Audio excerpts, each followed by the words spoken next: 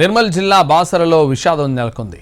గోదావరిలో స్నానానికి వెళ్లి 5గురు మృతి చెందారు. మృతులు దిల్సుఖ్ నగర్లోని చింతల్ బజార్ వాసులుగా గుర్తించారు.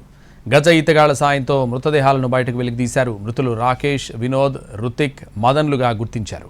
రాజస్థాన్కు చెందిన 3 కుటుంబాలు హైదరాబాద్లో నివాసం ఉంటున్నాయి. బాసర సరస్వతి అమ్మవారి దర్శనం కోసం 3 కుటుంబాలు కలిసొచ్చాయి. గోదావరిలో పుణ్యస్నానాల కోసం దిగారు. అక్కడ లోతైన ప్రాంతం ఉండడంతో గల్లంతయ్యారు. చనిపోయిన యువకుల మృతదేహాలకు పోస్టుమార్టం పూర్తి చేసి బంధువులకు అప్పగించారు. బాసరలో 5గురు యువకులు మృతి చెందిన ఘటన విషాదం నింపింది.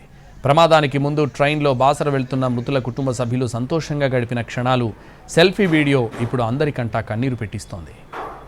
నిర్మల్ జిల్లా బాసరలో విషాదం చోటు చేసుకుంది. గోదావరిలో స్నానానికి దిగి ఒకే కుటుంబానికి చెందిన 5గురు యువకులు మృతి చెందారు. వీరంతా కూడా హైదరాబాద్లోని బేగం బజార్కు చెందిన రాకేష్, వినోద్, మదన్, రుతిక్, భరత్గా గుర్తించారు. వీరిని పోస్టుమార్టం గజయితాలతో వెతికించి మృతదేహాన్ని పోస్టుమార్టం నిమిత్తం బైన్సా ఆసుపత్రికి తరలించారు. బైన్సా ఆసుపత్రిలో మరికాసేపట్లో పోస్టుమార్టం తంతు కూడా నిర్వహించేందుకు అధికారులు అయితే ఏర్పాట్లు పూర్తి చేశారు. అయితే పుష్కర ఘాట్ నుంచి ఐలాండ్ వరకు వీళ్ళు బోట్లో వెళ్లారు. ఒక కుటుంబానికి సంబంధించిన 18 మంది బాసరకు వచ్చారు. అమ్మవారి దర్శనానికి ముందు ఇక్కడే నదిలో పుణ్యస్నానాలు చేయాలంటూ కూడా వాళ్ళు ఇక్కడికి వచ్చారు. పుణ్యస్నానాల కోసం బోట్లో ఐలాండ్ ప్రస్తుతం మనం విజువల్స్లో చూపించే ప్రయత్నం చేస్తున్నాం. ఆ ఐలాండ్ వద్దకు వెళ్ళారు కుటుంబం అంతా. ఒకసారిగా 18 మంది అక్కడికి వెళ్ళి అందులో నుంచి ఒక 5గురు యువకులు మాత్రం గోదావరిలో దిగి స్నానం చేసి దిగారు. ఒక్కొక్కరుగా గోదావరిలో పూర్తిగా మునిగిపోయారు. వాళ్ళందరూ కూడా గజయితాల సాయంతో వెతికించారు. అయితే ఈ విషాద ఘటన చోటు చేసుకోవడం మాత్రం కలకలం సృష్టించింది బాసర్లో.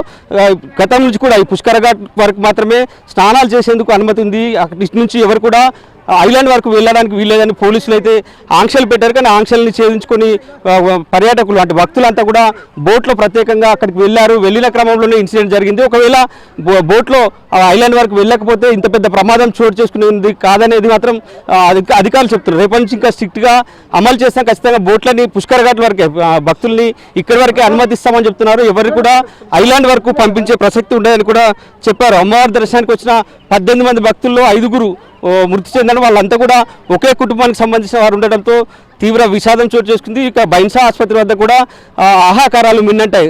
ఒకే కుటుంబానికి చెందిన 5గురు యువకులు వాళ్ళంతా కూడా యువకులందరూ కూడా మృతి చెందడంతో ఆ కుటుంబంలో తీవ్ర విషాదం నెలకొంది. అమ్మవారి దర్శనానికి వచ్చిన క్రమంలో ఇన్సిడెంట్ జరగడం మాత్రం వాళ్ళని ఆవేదన గురి చేస్తుందని కూడా చెప్పుకోవచ్చు. మరికాసేపట్లో పోస్టుమార్టం ప్రక్రియ పూర్తవుతుంది. ఇక పోలీసులు కూడా జరిగిన ఇన్సిడెంట్ పైన విచారణకు ఆదేశించారు. విచారణ కూడా చేపట్టారు. అసలు ఐలాండ్ వరకు ఎలా వెళ్ళారు, వెళ్ళిన క్రమంలో ఏం జరిగిందనే కోణంలో పోలీసులు దర్యాప్తు చేశారు. ఇక జిల్లా కలెక్టర్ కూడా స్పందించారు. ఇన్సిడెంట్ పైన పుష్కర ఘాట్ వరకు మాత్రమే స్నానాలకు అనుమతి ఉంది. అక్కడి నుంచి ఎవరు కూడా వెళ్ళడానికి వీల్లేదు. దీనిపైన ఆంక్షలు ఉన్నాయని కూడా కలెక్టర్ చెప్తున్నారు. దీనిపైన కూడా ఆయన అధికారులతో కూడా ప్రత్యేకంగా విచారణ జరిపిస్తున్నారు. ఒకవైపు పోలీసులు, మరోవైపు అధికారులు అందరూ కూడా ఇన్సిడెంట్ని సీరియస్గా తీసుకున్నారు. ఎలా జరిగింది, భక్తులు అంత దూరం ఎలా వెళ్ళారు, సో ఇన్సిడెంట్ జరగడానికి కారణాలు ఏందన్న అన్ని అంశాలపైన కూడా విచారణ కొనసాగిస్తున్నారు. ఇక ఇన్సిడెంట్ తెలిసిన తర్వాత చాలామంది భక్తుల్లో అయితే ఒక ఆందోళన నెలకొంది.